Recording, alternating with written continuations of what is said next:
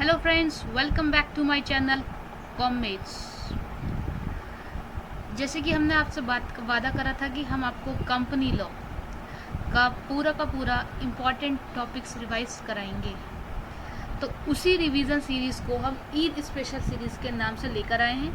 Video को like करिए, channel को शेयर करिए और सब्सक्राइब करिए, और अपने घर में सबके मोबाइल से सब्सक्राइब कराइए, खुद भी सब्सक्राइब करिए, अपने फ्रेंड से भी सब्सक्राइब करिए। तो आइए पढ़ते हैं। क्या पढ़ते हैं? हम पढ़ते हैं अपना कंपनी लॉ का। आज जो हमारा टॉपिक है वो है डायरेक्टर्स। कि सबसे पहले हम ये जान लें कि डायरेक्टर्स कौन होते हैं। उससे पहले अगर आप इसका मेरे नोट्स का स्क्रीनशॉट लेना चाहते हैं तो आप स्क्रीनशॉट ले सकते हैं। एक सेकेंड रुकिए, मैं इसको छोटा कर देती हूँ। ये देखिए, स्क्रीनशॉट ले लिया, ठीक है। और नीचे करूँ, स्क्रीनशॉट लेते रहना। अभी डाउनलोड हो रहा है शायद। ये आ गया, बिल्कुल पहला पेज का ले लिया है ना, दूसरा पेज ये आ गया है। मैं इसको थोड़ा जूम कर दूँ। स्लो वर्क कर रहा है, क्या बात।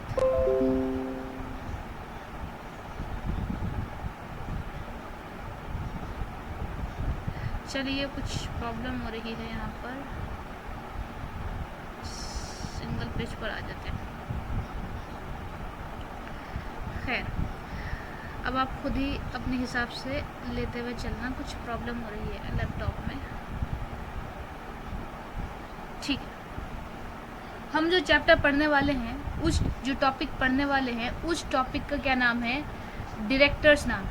क्या नाम है? डायरेक्टर्स। डायरेक्टर सबसे पहले क्या होता है? पावर्स क्या होती हैं, ड्यूटीज क्या होती हैं डायरेक्टर्स की, ये जान लेते हैं, ठीक है। ओके,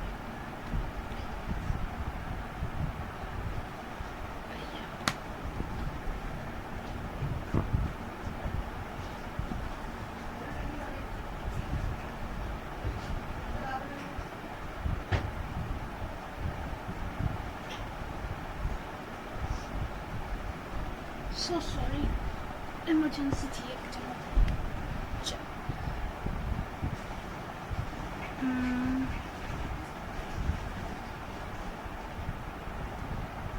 आइए थोड़ा और बड़ा कर लेते हैं so that it will work. तो डायरेक्टर्स की पावर्स क्या होती हैं, उसकी ड्यूटीज़ क्या आती हैं, और साथ में हम ये भी पढ़ेंगे आज कि डायरेक्टर्स की लायबिलिटीज़ क्या होती हैं। क्या? लायबिलिटीज़।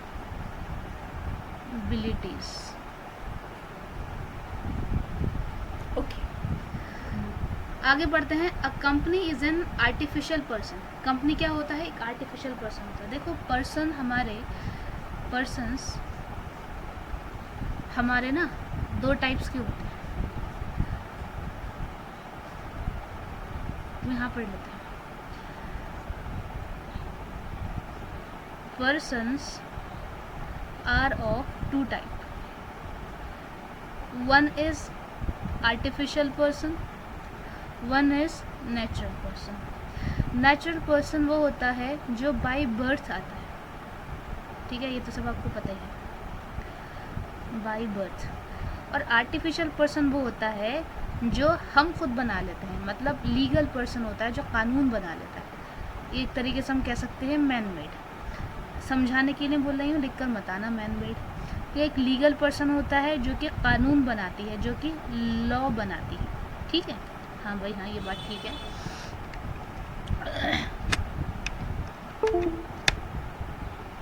ओके, आगे बढ़ते हैं। तो इन्होंने बोला क्या है कि जो कंपनी है वो एक आर्टिफिशियल पर्सन है, मतलब वो बाय बर्थ नहीं आई है दुनिया में। वो कैसा आई है? वो आर्टिफिशियली आई है, मतलब उसको लॉ ने बनाया है तब आई है, ठीक है। And hence is not capable to work its own. इसलिए क्योंकि वो आर्टिफिशियल पर्सन है, कंपनी हमारा, वो खुद केपेबल नहीं है कि वो अपने काम खुद कर सके, कॉन्ट्रैक्ट खुद कर सके, कुछ बोरो कर सके, कहीं इन्वेस्ट कर सके, शेयर्स को अलॉट कर सके। भाई, हमारी आर्टिफिशियल पर्सन है, आर्टिफिशियल पर्सन के हाथ पैर दिमाग नहीं होता, ठीक है। As a consequence, there is a need to appoint director, इसलिए क्या नीड है कि हम क्या अपॉइंट करें, डायरेक्टर्स अपॉइंट करें। अच्छा, इन every company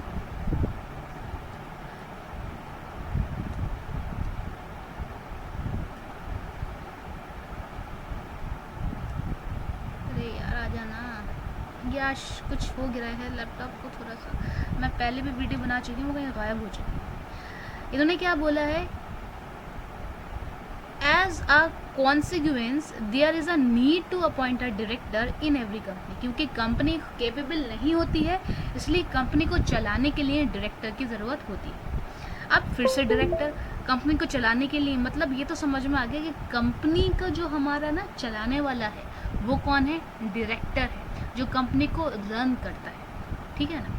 a director is the person, director क्या होता है, पर्सन होता है। अब यहाँ पे जो वर्ड पर्सन इन्होंने लिख रखा है, इस पर्सन के आगे ना ही आर्टिफिशियल पर्सन लिखा है ना नेचुरल पर्सन लिखा हुआ है, यानी कि आपको खुद समझ जाना है कि ये नेचुरल पर्सन है, क्योंकि जो चीज़ आर्टिफिशियल होगी उसके आगे खुद आर्टिफिशियल लिखा होगा। ये बात कि ये नेचुरल पर्सन है, ये आगे इस बात को और स्पेसिफाई करेंगे। A director is the person appointed to the board, ये वो पर्सन होता है जो जिसको अपॉइंट कौन करता है, अपॉइंट कौन करता है, बोर्ड, यानी कि बोर्ड ऑफ डायरेक्टर्स की बात चल रही है। Director is the responsible for management, management का रिस्पॉन्सिबल कौन होता है, डायरेक्टर। भाई जब कंपनी को रन करता है तो मैनेज भी वही करेगा, जाहिर सी बात है। आगे उन्होंने क्या बोला है, board of directors refers to the collective body of directors, जब सारे डायरेक्टर्स, जब सारे directors, director 1, director 2, director 3, director 4, इन सब को जितने भी डायरेक्टर्स होंगे, मैंने 4 लिए, कितने भी डायरेक्टर्स हों कलेक्टिवली, मतलब साथ में उनको बोर्ड ऑफ डायरेक्टर्स कहा जाता है। यहाँ तक कोई परेशानी वाली बात नहीं। आगे इन्होंने बोला क्या है, who is in charge of smooth running of business, business को अगर स्मूथ चलाना है तो आपको डायरेक्टर से, मतलब स्मूथ चल रहा है बिजनेस या नहीं चल रहा है, उसका इंचार्ज कौन है, हमारा डायरेक्टर्स। समझ में आ रही बात, ओके। आगे बढ़े जी भाई, आगे बढ़ते हैं। Who can be a director, director कौन हो सकता है, तो बोला है कि managing business is not an easy task, business को मैनेज करना कोई आसान टास्क नहीं। Therefore there are eligibility criteria, जब किसी चीज़ को करना आसान नहीं होता है ना, तो कुछ हम क्राइटेरिया लगा देते हैं, कुछ एलिजिबिलिटी क्राइटेरिया लगाते हैं, ठीक है ना, ताकि किसी भी इंसान को डायरेक्टर बना सके। चार्टर्ड अकाउंटेंट बनना है तो आसान टास्क नहीं है, हमने कुछ क्राइटेरिया लगा लिया, जिसने लेवल 1 क्लियर कर ली, लेवल 2 क्लियर कर ली, लेवल 3 मतलब फाउंडेशन, इंटरमीडिएट और फाइनल क्लियर कर लिया, वो बंदा क्या बन सकता है, सीए बन सकता है, कोई ऐसा वैसा बंदा नहीं कर सकता। सिमिलरली डायरेक्टर बनने के लिए, क्योंकि डायरेक्टर क्यों बनता है, क्योंकि वो बिजनेस मैनेज करता है, और बिजनेस मैनेज करना एक ईजी टास्क नहीं है, इसलिए हमने डायरेक्टर की पोजीशन को हासिल करने के लिए एक एलिजिबिलिटी क्राइटेरिया लगाया। वो एलिजिबिलिटी क्राइटेरिया क्या है कि ओनली एन इंडिविजुअल पर्सन, सिर्फ एक individual person can become a director of the company. देखो पहले बोला था ना ऊपर कि एक पर्सन ही डायरेक्टर बन सकता है, वो पर्सन कैसा हो, इंडिविजुअल, मतलब नेचुरल पर्सन हो, ठीक है। A person other than individual is not eligible to become a director. समझ में आ गई बात, बहुत बढ़िया। आगे बढ़ते हैं, इजी भाषा है, बहुत अच्छे नोट्स हैं, आगे बढ़ते हैं। अरे अरे अरे कहाँ थे हम, ये है। Furthermore, a minor individual cannot become a director of a company as he is not eligible to obtain DIN as well as cannot file valid consent to act as a director। सबसे पहली बात तुमको minor समझ में आना चाहिए कि minor कौन होता है। देखो एक वर्ड आता है माइनर, एक वर्ड होता है मेजर, ये अलग अलग एक्ट में माइनर मेजर अलग अलग लोग होते हैं। माइनर, यहाँ पे जो माइनर है उस माइनर का मतलब क्या है वो बता रहे हैं। 18 साल की उम्र तक जितने भी बच्चे या बच्चियाँ होंगी वो माइनर में आती हैं, और 18 से ऊपर जितने भी बच्चे या बच्चियाँ होती हैं वो मेजर में आ जाते हैं, मतलब वो बड़े हो जाते हैं। माइनर मतलब बच्चा और मेजर मतलब बड़ा। जो माइनर है वो क्या नहीं बन सकता, वो डायरेक्टर नहीं बन सकता, क्यों नहीं बन सकता? क्योंकि उसको DIN नहीं मिल सकता है, DIN नहीं मिल सकता, और साथ ही साथ वो क्या नहीं कर सकता, cannot file a valid consent to as a director. Valid consent यहाँ पे देखो, इसका अभी मतलब मैं तुम्हें नहीं बताऊंगी कि वैलिड कंसेंट क्या है और ये DIN का मतलब क्या है। समझ में आ रही नहीं आ रही है? तो फर्दर मोस्ट सिंपल समझ लो कि जो माइनर है वो क्या नहीं बन सकता, वो can not become a director, वो डायरेक्टर नहीं बन सकता। ठीक है, बैकग्राउंड म्यूजिक को आप ज़रा अवॉइड करिएगा, ये बाहर की आवाज़ें आ रही हैं। ठीक है, हमारे मोहल्ले में एक बिल्ली ने बच्चे दिए हैं, उसकी आवाज़ें आ रही हैं। आगे बढ़ते हैं, आगे बढ़ते हैं और आगे देखते हैं। At least one director of company should be resident of India. Company के बहुत सारे डायरेक्टर्स होते हैं, उसमें से कम एटलीस्ट वन, अगर एक या एक से ज़्यादा भी कुछ, ठीक है ना, एटलीस्ट वन का मतलब क्या होता है, एक या फिर एक से ज़्यादा, अगर क्या होना चाहिए, शुड बी क्या होना चाहिए, रेसिडेंट ऑफ इंडिया, हिंदुस्तान के रेसिडेंट होना चाहिए। Moreover the person acting as director should be, जो बंदा डायरेक्टर की तरह वर्क करता है वो साउंड माइंड होना चाहिए। मतलब साउंड माइंड का मतलब होता है कि वो बिल्कुल सोच समझकर फैसला करने वाला होना चाहिए, साउंड माइंड, ठीक है ना, चाको चा बनता जिसे बोलते हैं। Capable to enter into a contract, किसी भी कॉन्ट्रैक्ट में एंटर करने की केपेबल होना चाहिए, उसके अंदर इतना दिमाग होना चाहिए कि कॉन्ट्रैक्ट में एंटर कैसे करते हैं। ठीक है, अब देखो कोई जो नशे में बंदा होता है या जिसको शॉर्ट टाइम मेमोरी लॉस होती है, जैसे गजनी में दिखाया है, वो बंदा कॉन्ट्रैक्ट में एंटर करने के केपेबल नहीं होता, वो बंदा साउंड माइंड ही नहीं होता। ठीक है, नॉट एन इंसॉल्वेंट पर्सन, और वो बंदा ना ही क्या हो, इंसॉल्वेंट पर्सन हो। इंसॉल्वेंट पर्सन का मतलब क्या होता है, आपको पता है, इंसॉल्वेंट पर्सन जिसके लाइबिलिटीज़ ज़्यादा हो, ठीक है ना, लाइबिलिटीज़ क्या हो, ज़्यादा हो, किसके कंपैरिजन में, उसकी एसेट्स के कंपैरिजन में। समझ में आ रही है ना बात, यानी कि उसका दिवालिया नहीं निकला हुआ अभी। आगे बढ़ते हैं, power and duties of directors, directors के पावर और डायरेक्टर के ड्यूटीज़ क्या होती हैं। तो देखो, जो सेक्शन हम पढ़ रहे हैं, जो हम एक्ट पढ़ रहे हैं, कंपनीज एक्ट, कौन सा एक्ट पढ़ रहे हैं, कंपनीज एक्ट 2013, उसके अंदर क्या होते हैं, सेक्शंस होते हैं।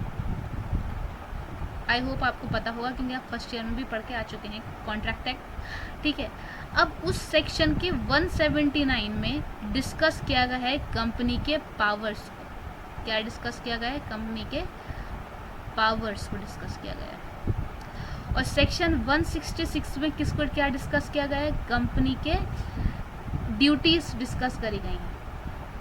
ये कोट कर आना, क्योंकि पावर्स एंड ड्यूटीज़ पे बहुत क्वेश्चन हफ्तावार पूछ लिया जाता है, तो सेक्शंस कोट करके आना। जो आपका एग्जामिनर है या जो चेकर जो होगा, जो आपकी कॉपी चेक करेगा, उस पर कहेगा अरे यार ये तो बहुत भारी भारी शब्द लिखे हुए हैं बच्चे ने। ठीक है, तो कोट कर आना है वो। तो सेक्शन 179 और सेक्शन 166 में आपकी पावर और ड्यूटीज़ की बात हुई है। किसकी पावर और किसकी ड्यूटीज़, डायरेक्टर की। किसकी, डायरेक्टर की। आगे बढ़ते हैं, क्या लिखा हुआ है, पावर्स पढ़ लेते हैं। अकॉर्डिंग टू कंपनीज एक्ट, वही पुरानी बात है, power to make calls in respect of money unpaid on shares. भाई हमारे 10 रुपये के शेयर्स थे, हमारे शेयर्स कितने रुपए थे, 10 रुपये। 4 रुपये हमारी कंपनी को रिसीव हो चुके हैं और 6 रुपये अभी रिसीव नहीं हुए, मतलब 6 रुपये कैसे हुए, अनपेड हुए, है ना। तो इस अनपेड को पेड करना है, मतलब कंपनी को ये 6 रुपये चाहिए। तो कंपनी कहते हैं ना, कंपनी ने पैसे मंगा लिए, तो कंपनी के पीछे जो पावर है मंगाने की, वो किसके पास है, सिर्फ और सिर्फ डायरेक्टर्स के पास है। तो ये 6 रुपये को मंगवाने की पावर भी किसके पास है, डायरेक्टर के पास है। तो power to make call in respect of money unpaid on shares. ठीक है, आगे, call meetings on suo moto basis. Suo moto का मतलब होता है अपनी मर्जी से, ऑन इट्स ओन। तो हम मीटिंग्स बिठा सकते हैं अपनी मर्जी से। कितना भारी शब्द है ना ये, सुओ मोटो, लव कोट कर आना। इशू शेयर्स, डिबेंचर्स और any other instrument in respect of company. आपको पता है शेयर्स और डिबेंचर्स क्या होते हैं, हमारी कंपनी के सिक्योरिटीज़ होते हैं, है ना, सिक्योरिटीज़ होते हैं। मतलब सिक्योरिटीज़ को इशू करने की सिर्फ और सिर्फ पावर किसके पास है, डायरेक्टर के पास है। Borrow and invest fund for the company. Company के लिए भाई फंड्स बोरो कौन करता है और उन फंड्स को इन्वेस्ट कौन करता है, सिर्फ और सिर्फ डायरेक्टर्स। ये सिर्फ और सिर्फ पावर किसके पास है, डायरेक्टर्स के पास है। देखिए आप डायरेक्टर बनना कितना, मतलब कितनी रिस्पॉन्सिबिलिटी है ना डायरेक्टर्स के पास। मतलब ज़बरदस्त भाई, ज़बरदस्त। Approve financial statements and board report. भाई फाइनेंशियल स्टेटमेंट को भी अप्रूव कौन करता है? हमारा वो करता है कौन? डायरेक्टर्स। एम्प्लॉयज़ हमारे यहाँ वर्क कर रहे हैं कंपनी में, ऑब्वियसली बात है ज़रूर करेंगे, उनको बोनस इशू करा जाता है, उसको अप्रूव कौन करता है? हमारा डायरेक्टर्स। कंपनी में डिविडेंड डिक्लेयर कौन करेगा? डायरेक्टर्स। लोन देने का मतलब लोन जो ग्रांट लोन करते हैं, किसी को लोन देना या किसी को लोन पे करने की गारंटी कौन देता है? Director. Authorise buy back of securities. मैंने आपको पढ़ाया था अभी शेयर्स, उसमें क्या होता है, शेयर्स में कभी कभी हम कुछ शेयर्स ऐसे होते हैं जो हम कंपनी वापस खरीदी थी कुछ टाइम के बाद, तो वो जो अथॉरिटी, वो जो पावर होती है वो किसके पास होती है? केवल और केवल डायरेक्टर के पास होती है। आगे बढ़ते हैं, नीचे पढ़ते हैं क्या हुआ अब। ठीक है, नीचे देख लेते हैं आगे क्या बातें हो रही हैं। आगे क्या लिखा हुआ है? Approve amalgamation merger take over. किसी, मेरी कंपनी है, मैं किसी और बिजनेस के साथ अमलगमेट कर रही हूँ, या जिसमें हम मर्जर भी बोल सकते हैं, या मैंने पूरा का पूरा बिजनेस टेक ओवर कर लिया। ये पावर किसके पास है? ये डिसीजन, ये पावर सब कौन लेगा? हमारा प्यारे प्यारे डायरेक्टर्स ही लेंगे। समझ में आ रही है बात? नहीं आ रही है? जी बिल्कुल समझ में आ रही है बात। कहाँ गया ये रहता?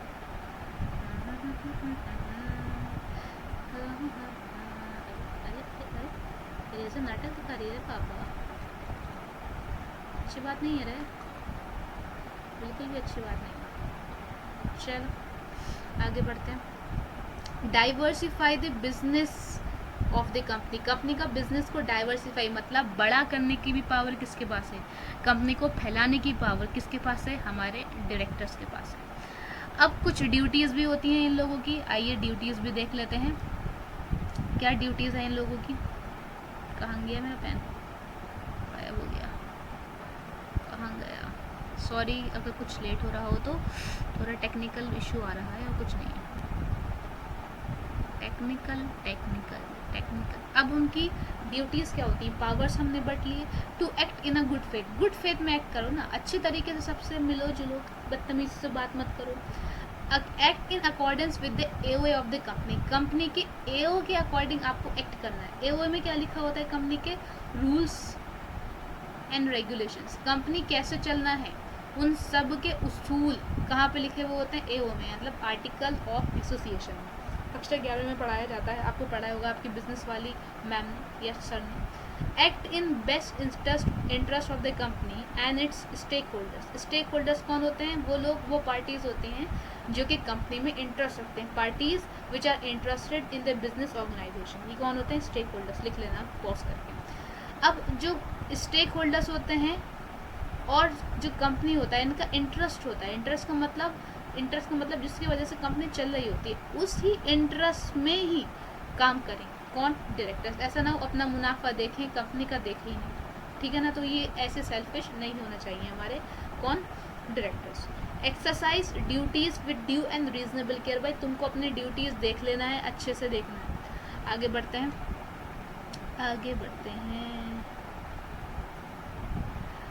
चला गया।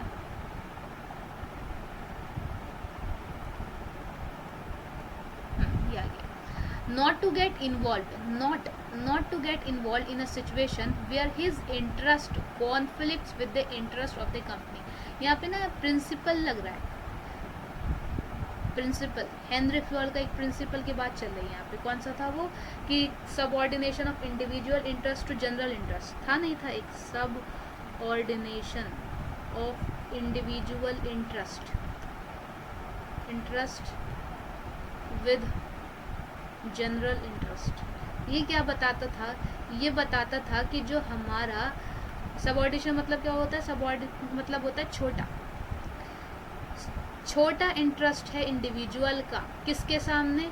जनरल मतलब कम बिजनेस के इंटरेस्ट के सामने। बिजनेस के इंटरेस्ट के सामने जो इंडिविजुअल का इंटरेस्ट होता है वो बहुत छोटा होता है, वो कभी भी कॉन्फ्लिक्ट नहीं करना चाहिए। भाई बिजनेस सबसे ऊपर है और वो उसके कहीं नीचे इंडिविजुअल है, तो हम दोनों का मतलब बिजनेस का और जो इंडिविजुअल का इंटरेस्ट है वो कॉन्फ्लिक्ट नहीं करना चाहिए। ठीक है, तो यही बोला है not to get involve in a situation, ऐसे सिचुएशन में कभी भी इन्वॉल्व मत होइए वेयर हिज मतलब जो हमारे एम्प्लॉयर है, या सॉरी एम्प्लॉयर की बात कर रही हूँ, जो डायरेक्टर है उसका इंटरेस्ट कॉन्फ्लिक्ट हो जाए किसके साथ, कंपनी के इंटरेस्ट के साथ, तो ऐसे सिचुएशन को इग्नोर करिए, ये कहने का तात्पर्य है इनका। ठीक है, आगे बढ़ते हैं। ये आ गया he can not assign his office to any other person. भाई मैं हूँ रिलायंस की क्या बन गई, डायरेक्टर बन गई, वाह भाई वाह, राजा है यार, डायरेक्टर ऑफ रिलायंस कंपनी। लेकिन मैंने जब वहाँ पे मुझे फाइल्स दी गई मोटी मोटी, मुझे बड़े बड़े कंप्यूटर दिए गए, मैं देख के डर लग गया। मैंने अपना ऑफिस अपनी एक दोस्त, मैं अपने दोस्त का नाम बताऊँ किसी, ठीक है, मेरी एक दोस्त का नाम है शाइमा, मैंने क्या करा, उसको दे दिया, बेटा तुम संभालो। तो क्या ये पॉसिबल है? ना बच्चा ना, he can not, word is use is can not assign his office to any other person. Pause कर करके स्क्रीनशॉट लेते जाना, मेरे नोट्स में जैसे जैसे जिस पेन से अंडरलाइन है वैसे अंडरलाइन कर लेना, ठीक है। Not to achieve undue gain और एडवांटेज, भाई आप कंपनी के नाम से डायरेक्टर अपना गेन नहीं कर सकते, समझ में आ गई ना बात, मतलब ये धोखेबाजी नहीं चलेगी, ये आपकी ड्यूटी नहीं है कि आप जो है धोखेबाजी करें। To act so as to promote the objects of the company, काम आपको ऐसा करना है कि कंपनी का ऑब्जेक्ट प्रमोट हो, समझ में आ रही है नहीं आ रही? हाँ जी समझ में आ रही है। अच्छा, ये जो मैंने अंडरलाइन करे हैं ये एग्जाम में आप अंडरलाइन कर कर आना, लेकिन ये रेड पेन से मत कर कर आना, इतनी समझ आपको भी होगी, ठीक है ना। ये अपनी कॉपी में उतार लीजिएगा, ज़्यादा बड़ा नहीं है। आगे बढ़ते हैं, आगे बढ़ें। ये देखिए लायबिलिटीज़ ऑफ डायरेक्टर्स। अब डायरेक्टर्स की कुछ लायबिलिटीज़ भी होती है। अच्छा, यहाँ पे एक टॉपिक और भी था, appointment of directors, appointment of director. ये जो अपॉइंटमेंट ऑफ डायरेक्टर था वो मैंने आपके लिए छोड़ दिया है, वो उसको आपको पढ़ लेना है, इजी पॉइंट है, समझ में आ जाएगा। खैर देखिए, डायरेक्टर की 3 लायबिलिटी होती है। एक होती है लायबिलिटी टू आउटसाइडर, मतलब कंपनी के बाहर वाले लोगों को के ऊपर लायबिलिटी है डायरेक्टर की, कंपनी के ऊपर लायबिलिटी है, और कुछ क्रिमिनल एक्ट्स कर रहे होंगे तो उस पर भी लायबिलिटी होगी। तो देखो डायरेक्टर्स आर द, सबसे पहला क्या है, liability to outsider. Directors are the connecting link between the company and outsider. देखो जी, ये है हमारी कंपनी, ये है हमारे डायरेक्टर्स, सॉरी मैंने मिस्टेक कर दी,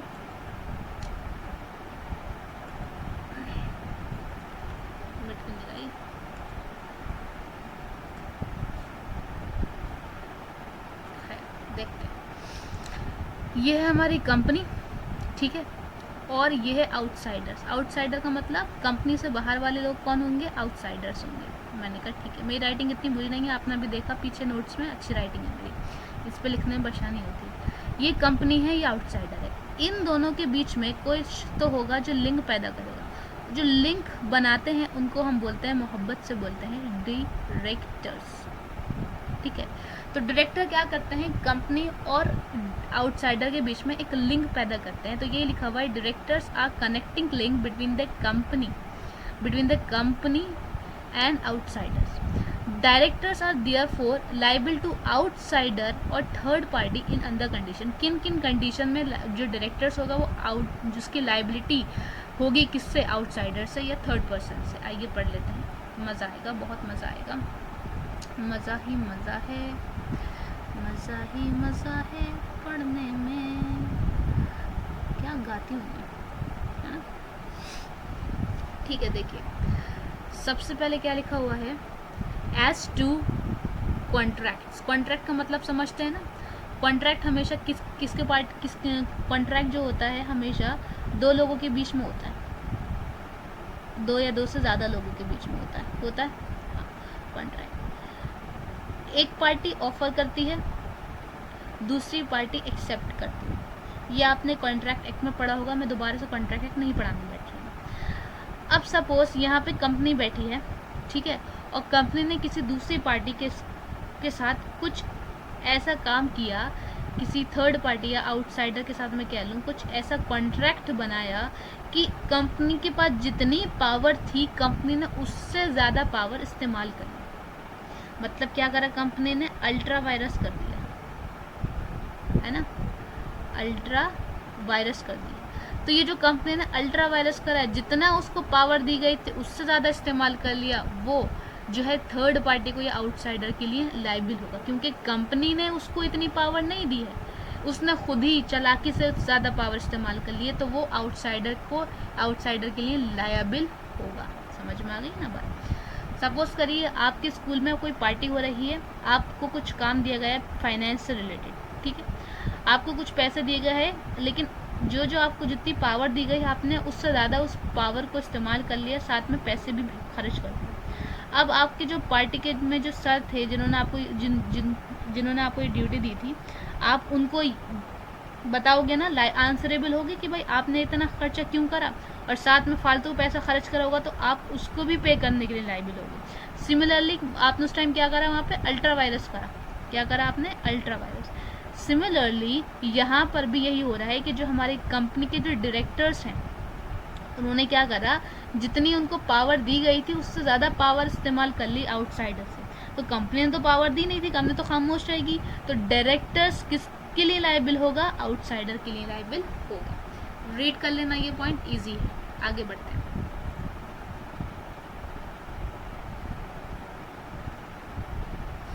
आगे बढ़ते हैं।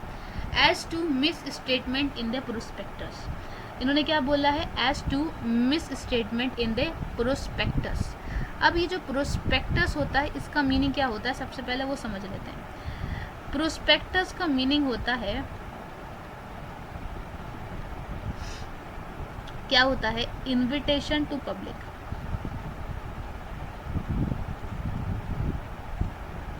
इनविटेशन टू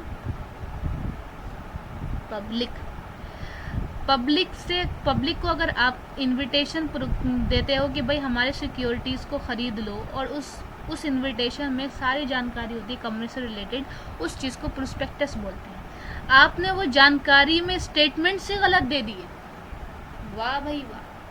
देखो जब ना प्रोस्पेक्टस इशू किया जाता है तो डायरेक्टर्स के साइन लिए जाते हैं उस पर, और डायरेक्टर्स ने साइन कर दी, इसका मतलब डायरेक्टर्स ने अगर उसमें कुछ गलत चीज़ लिखी हुई उसने डायरेक्टर्स ने साइन कर दी है, तो इसका मतलब है डायरेक्टर्स गलत काम कर रहा है आउटसाइडर्स के साथ, तो उसकी आउटसाइडर के ऊपर लायबिलिटी होगी। If the prospectus of the company contains any miss statement and the investor suffers any loss, और उस मिस स्टेटमेंट की वजह से इन्वेस्टर ने कोई लॉस सफ़र किया, ठीक है, the directors who have signed the prospectus will be personally responsible for such loss. वो पर्सनली रिस्पॉन्सिबल होगा क्योंकि उसने खुद अक्लमंदी दिखाई है, यहाँ पे कंपनी रिस्पॉन्सिबल नहीं होगी। जहाँ जब वर्ड पर्सनली लिखा हुआ इसका मतलब है डायरेक्टर खुद होगा, ठीक है ना, कंपनी से कोई मतलब नहीं है।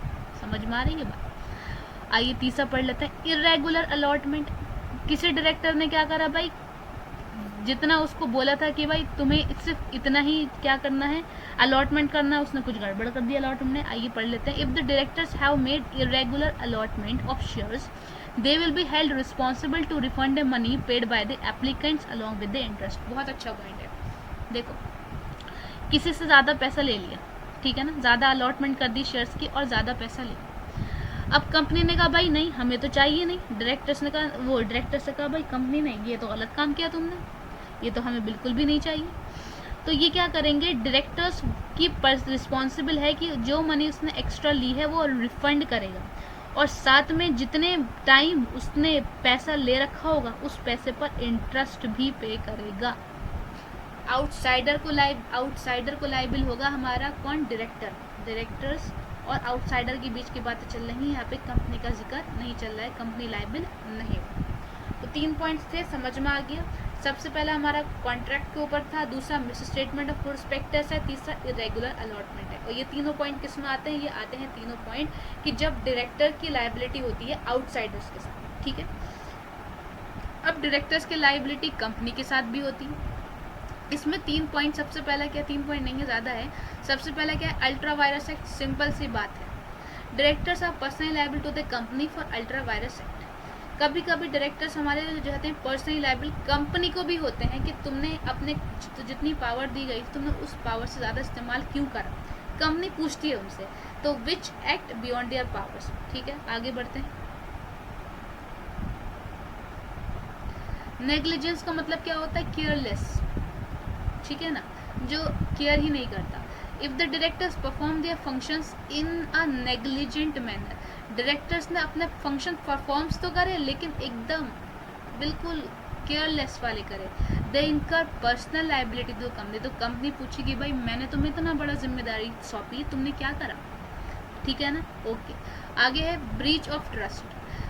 ट्रस्ट क्या हो गया, ब्रीच मतलब टूट गया। The directors occupy a fiduciary position towards company, ये डायरेक्टर्स ये कंपनी, इन दोनों के बीच में रिश्ता कैसा है, फिड्यूशियरी रिलेशनशिप। फिड्यूशियरी का मतलब होता है the relationship which is based on trust, जो भरोसे का रिश्ता होता है वो होता है फिड्यूशियरी रिलेशनशिप। जैसे कि एक टीचर का स्टूडेंट के साथ होता है, मेरा आपके साथ है, एक डॉक्टर का पेशेंट के साथ होता है, सीए का क्लाइंट के साथ होता है, ठीक है ना। सिमिलरली डायरेक्टर का कंपनी के साथ जो रिश्ता होता है वो भी कैसा रिश्ता होता है, फिड्यूशियरी रिलेशन होता है। तो दे मस्ट एक्ट ऑनेस्टली, जब भी ट्रस्ट का रिश्ता होता है तो आपको ऑनेस्टली काम करना है, ईमानदारी से काम करना है, और जिसके लिए काम कर रहे हैं उसी के इंटरेस्ट में काम करना है। किसके लिए काम कर रहे हैं, कंपनी के लिए, तो बेस्ट इंटरेस्ट किसका होना चाहिए, कंपनी का। If the directors make some secret profits, important चीज, और use the company's property for their personal use, personal use अपने ज़ाती इस्तेमाल के लिए उसने सीक्रेट प्रॉफिट क्रिएट कर लिए, ठीक है। कंपनी को देखो उसको ज़्यादा प्रॉफिट हुआ कंपनी को, लेकिन उसने कंपनी को नहीं बताया कि तुम्हें इतना प्रॉफिट हुआ।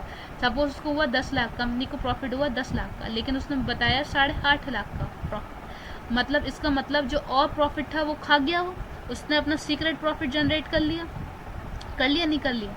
तो ये क्या है, उसने अपना ट्रस्ट ब्रीच किया। या कंपनी की प्रॉपर्टी पड़ी थी उसको अपने हिसाब से चला लिया और प्रॉफिट कमा के अपने जेब में डाल लिया, तो वो भी गलत है, उसने ट्रस्ट को ब्रीच करा। फिड्यूशियरी रिलेशनशिप में डिसऑनेस्टी दिखाई, ठीक है। आगे बढ़ते हैं, मिसफिशंस। मिसफिशंस क्या होता है, जब हम विलफुल मिसकंडक्ट करते हैं, जानबूझकर कुछ गलत हरकतें करते हैं, तो जानबूझकर कुछ गलत नेग्लिजेंस करते हैं, उससे जो कंपनी को लॉस होता है, ठीक है ना, उसको बोलते हैं मिसफिशंस। मतलब मैं एक डायरेक्टर हूँ, मैं कौन हूँ, एक डायरेक्टर हूँ, देखो ऊपर देखो, और मैंने क्या करा है, जानबूझकर विलफुली मैंने कुछ मिसकंडक्ट एक्टिविटीज परफॉर्म करी, और उस एक्टिविटीज को वजह से कंपनी को लॉस हुआ, मुझे लॉस नहीं हुआ, कंपनी को लॉस हुआ, इस चीज को बोलते हैं मिसफिशंस। इसका प्रोनाउंसिएशन हो सकता है डिफरेंट हो, आप गूगल कर लेना, मैंने करा नहीं है।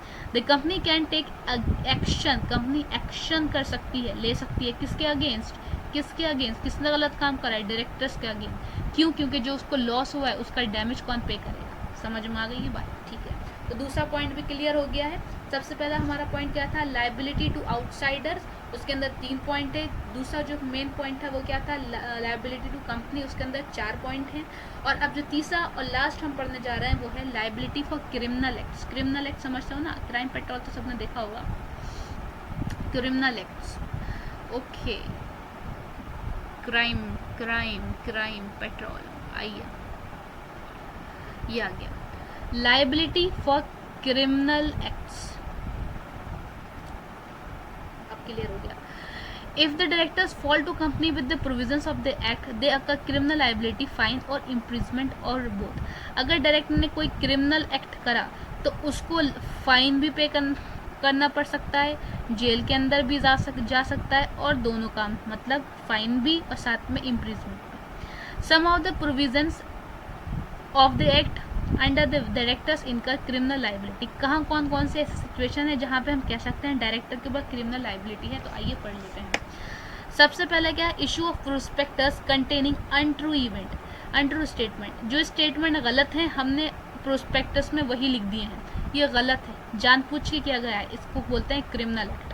If the application money received on share is not deposited in a scheduled bank, every responsible director for this may be punished with a fine.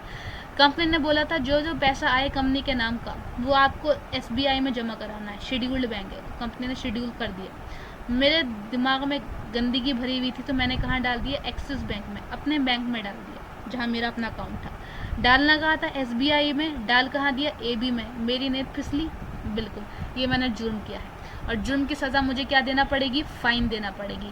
खाली मुझे नहीं, मेरे साथ जितने भी रिस्पॉन्सिबल डायरेक्टर होंगे उन्होंने कुछ करा हो या नहीं करा हो उनको पनिशमेंट मिलेगी। आगे बढ़ते हैं, तीसरा point, fraudulently including person to invest money in the company, किसी सामने वाले बंदे को, यह बंदा बहला फुसला के मैंने अपनी कंपनी में इन्वेस्टमेंट करवा लिया या कहीं पर इन्वेस्ट करवा लिया कंपनी के डायरेक्टर की हैसियत से, ये मैंने क्या करा, गुनाह किया है, जुर्म किया है, तो ये क्रिमिनल एक्ट्स में आएगा।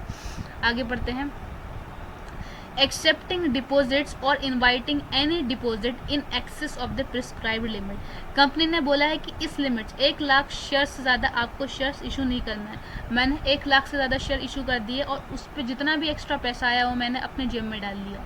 गलत किया? बिल्कुल गलत किया। ये हो गया 4th पॉइंट। 5th पॉइंट, इन्होंने क्या बोला, falsification of any books, papers और डॉक्यूमेंट। मैंने कुछ बुक्स में गलत का डाल दिया, कुछ ऑल्टरेशन कर दिया, कुछ डिस्ट्रक्शन, कुछ मल्टीप्लिकेशन, मतलब बुक को चेंज कर दिया और अपना बेनिफिट कमा के अपने जेब में डाल के, ये गुनाह किया है मैंने।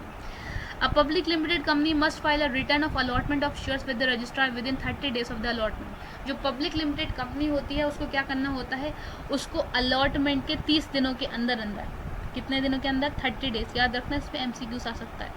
30 डेज के अंदर अंदर उनको क्या करना पड़ता है, रजिस्ट्रार के पास रजिस्टर करना पड़ता है। लेकिन अगर इन्होंने ये नहीं करा तो उन जितने भी डायरेक्टर इन काम करने के लिए रिस्पॉन्सिबल होंगे वो सब पनिश्ड होंगे विद फाइन। समझ में आया? तो रीड कर लेना पॉइंट, ये लिखा हुआ है। लास्ट 2 पॉइंट्स और रह गए हैं शायद जी। ये है, कंपनी को एक स्टैच्यूरी क्या करना पड़ती है, मीटिंग करना पड़ती है, एक स्पेसिफाइड टाइम में करना पड़ती है, और अगर वो टाइम में नहीं करी गई तो कंपनी को पनिश्ड करा, डायरेक्टर्स को पनिश करा जा सकता है फाइन से। अब सवाल उठता होगा दिमाग में, स्टैच्यूरी मीटिंग क्या होती है, स्टैच्यूचरी क्या बोलते हैं इसको, खैर मुझे कंफ्यूजन रहता है हमेशा। जो भी होती है इसको हम बाद में डिस्कस करेंगे, अभी से पॉइंट समझ लो। The general meeting of the company, similarly कौन सी मीटिंग की बात चलेगी अब यहाँ पे, general meeting of the company is not call within a specified time. अगर उसको अपने टाइम पर नहीं कॉल की गई, जो रिस्पॉन्सिबल डायरेक्टर्स होंगे उनको भी पनिश कर दिया जाएगा फाइन के साथ। ठीक है, तो वीडियो आज तक की यहीं तक की थी, होपफुली आपको समझ में आई हो। चैनल को सबसे पहले सब्सक्राइब कर लीजिए, लाइक कर दीजिए और अपने फ्रेंड्स के साथ शेयर करिए, और मुझे कमेंट सेक्शन में बताना कि आपको मेरी वीडियोस कैसी लगती हैं, कौन सी वीडियो सबसे अच्छी लगी। और नेक्स्ट टॉपिक भी हम डिस्कस करने वाले हैं, वैसे आप बताना आपको कौन सा टॉपिक रह गया है डिस्कस करने से, कमेंट सेक्शन में मुझे बताइएगा। और ये है मेरी इंस्टाग्राम ID _raja_hayat_।